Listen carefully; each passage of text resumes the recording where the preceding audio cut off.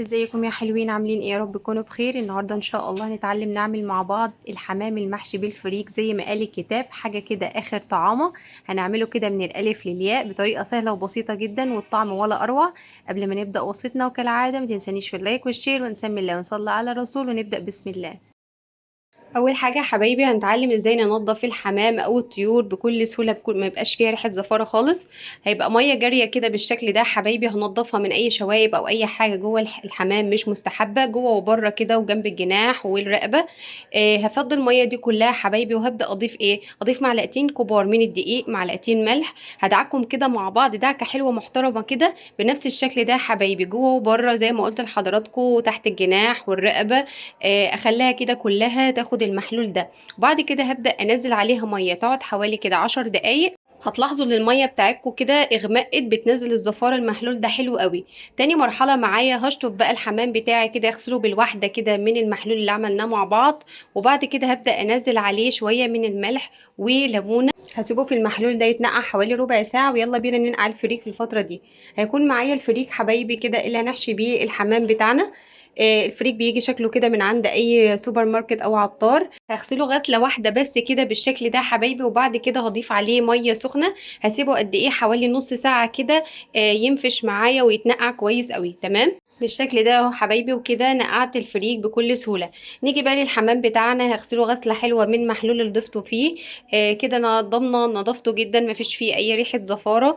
هبدا كده اغسله بالواحده كده زي ما قلت لحضراتكم، ناحيه الرقبه بالشكل ده، ومن جوه كويس قوي، ومن تحت الجناح يعني كلها كده اغسلها غسله حلوه كده. وبعد ما اتاكد من نظافتها كويس قوي، بصوا الميه ما شاء الله كويسه ازاي، هبدا كده اصفيه، هسيبه يتصفى تماما بالشكل ده حبايبي، نضيف زي الفل اهو. هبدا اصفيه، يبقى كده معايا الحمام متصفي ومغسول كويس قوي، ومعايا الفريك منقوع، معايا كمان بصلتين، ومعايا الكبد والقوانص بتاعه الحمام هستخدمها في الخلطه. معايا بصلايه واحده مفرومه ناعم، هقول لكم هنعمل بيها ايه. معايا بهارات ملح وفلفل وجوز الطيب وشويه من القرفه، ومعايا مكعب زبده حلو كده. هيبقى معايا كده البصل اللي قلت لكم هنعمل بيه ايه. انا هتبل الحمام بتاعي بيشيل اي ريحه زفاره، الطريقه دي حلوه ومعتمده جدا في اي نوع طيور بتعملوها. هتبلها كده على الني، بيشيل بقى اي ريحه زفاره، وبيبقى طعم الجلد نفسه او طعم اللحم شارب من ريحه البصله. البصله زودت عليها شويه من الملح شويه من الفلفل.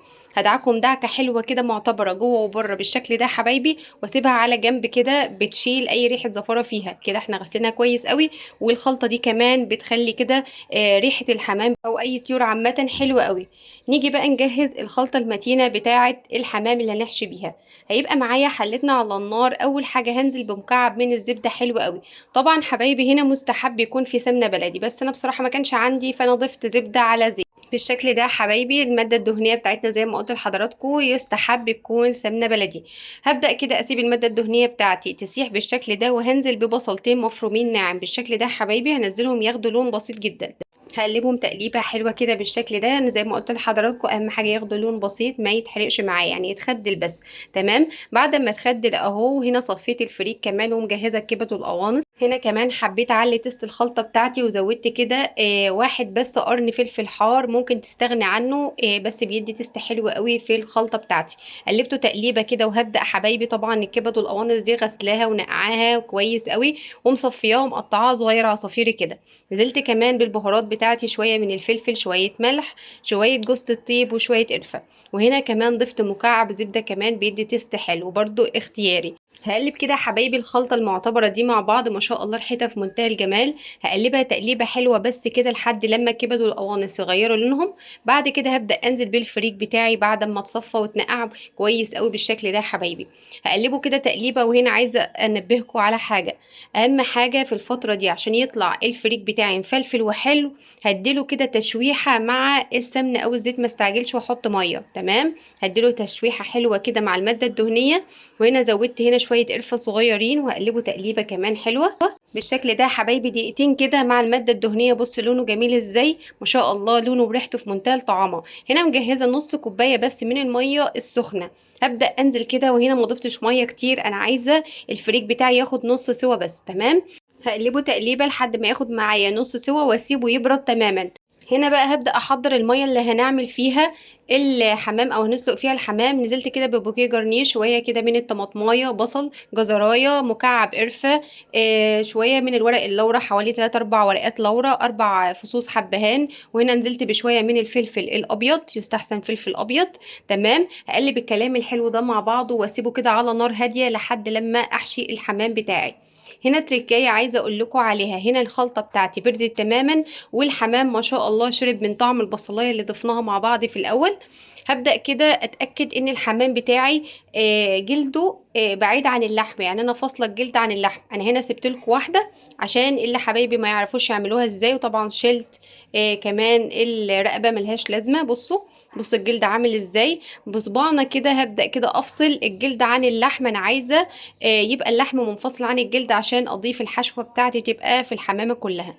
هبدأ احشي الحمامة الاول كده من منطقة الرقبة. زي ما قلت لكم انا شايلة الرقبة كده ومعلقة صغيرة كده هضيف في الفريك بتاعي. بس عايزة انبه حضراتكم برضو ما ينفعش نكبس الحمامية عشان ما تفرقعش مني.